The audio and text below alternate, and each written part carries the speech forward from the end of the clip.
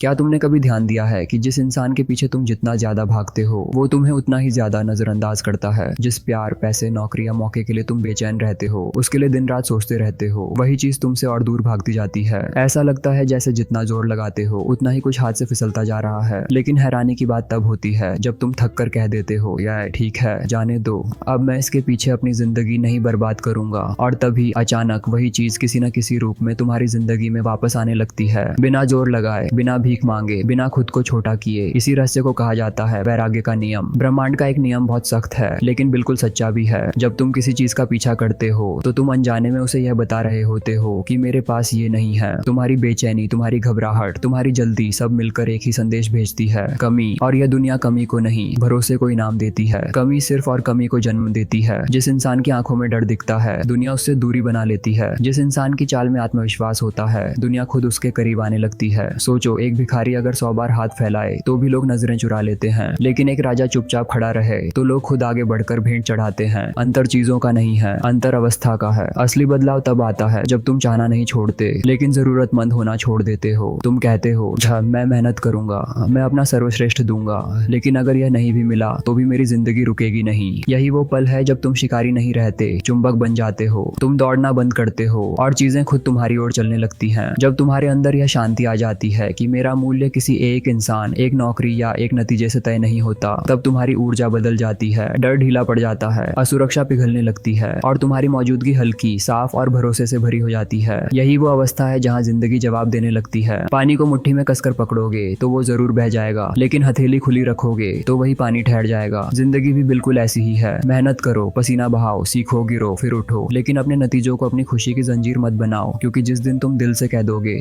अगर मिला तो ठीक और अगर नहीं मिला तो भी मैं ठीक हूँ, उसी दिन ब्रह्मांड की चाल बदल जाती है। जिस चीज के लिए तुम कल तक तरस रहे थे वही चीज आज तुम्हें ढूंढने लगती है। याद रखना, छोड़ना हार नहीं है, छोड़ना सबसे ऊंचा आत्मविश्वास है। जो छोड़ना सीख लेता है वही सच में पाना शुरू करता है।